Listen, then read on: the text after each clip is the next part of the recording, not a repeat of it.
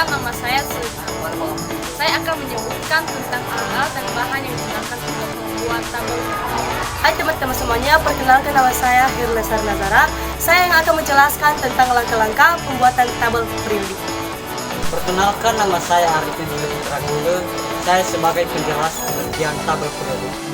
Perkenalkan, nama saya Resti Purwati Magiang. Saya sebagai penjelas klasifikasi dalam tabel periodik. Perkenalkan, nama saya Hayati Bulan. Perkenalkan, nama saya Rini Sri Syamrata. Kami akan menjelaskan tentang tren periodik. Teman-teman, perkenalkan, nama saya Adit Pramuda Harika. Saya sebagai penjelas sel yang terdapat dalam keseluruhan. Sebagai penjelas warna yang terdapat dalam unsur tabel periodik. Baik, saya akan menyebutkan alat-alat dan bahan yang digunakan untuk membuat tabel periodik. Yang pertama, styrofoam. Yang kedua, double tip. Yang ketiga, gunting. Yang keempat, cutter. Yang kelima, spidol. Yang keenam, penggaris. Yang ketujuh, kertas karton hitam. Dan yang kedelapan, sticky note. Baik teman-teman semuanya, sekarang saya akan menjelaskan langkah-langkah pembuatan dari tabel periodik. Pertama-tama kita menggunakan atau menyiapkan dua styrofoam.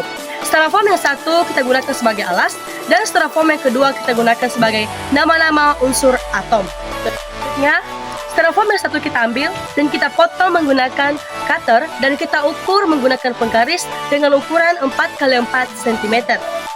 Styrofoam kita potong sebanyak 118. Setelah itu, kita tempelkan double tip dan kita tempelkan sticky note dengan ukuran yang sama dengan styrofoam yang kita ukur dengan ukuran 4x4 cm.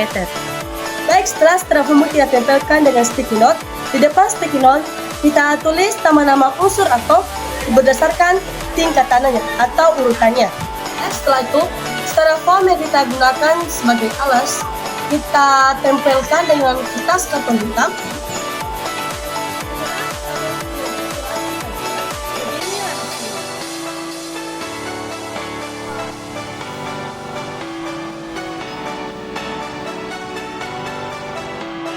Baik, saya akan menjelaskan tentang pengertian tabel periodik.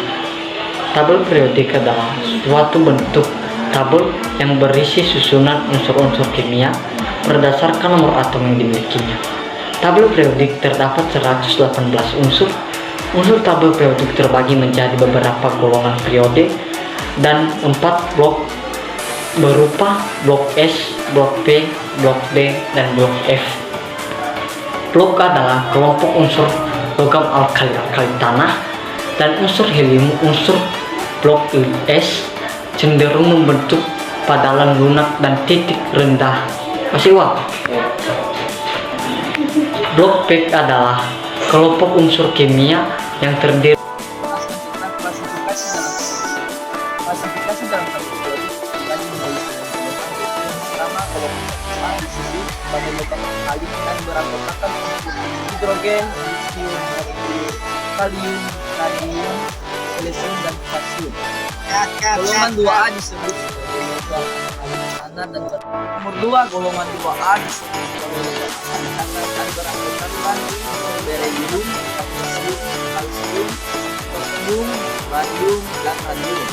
Golongan ketiga A atau golongan 13 beranggotakan unsur boron, aluminium, gallium, indium, vanadium, dan nihilium. Golongan 4A beranggotakan unsur karbon, silikon, timah, germanium, dan timah.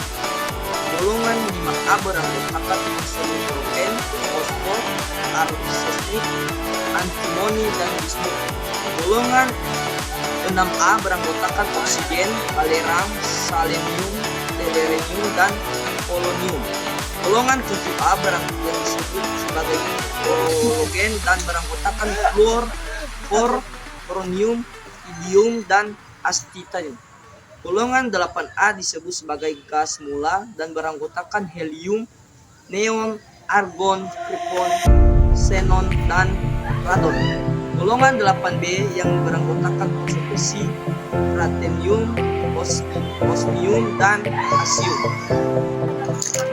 Aktivitas elektron dan atom, sifat logam dan sifat non-logam. 1.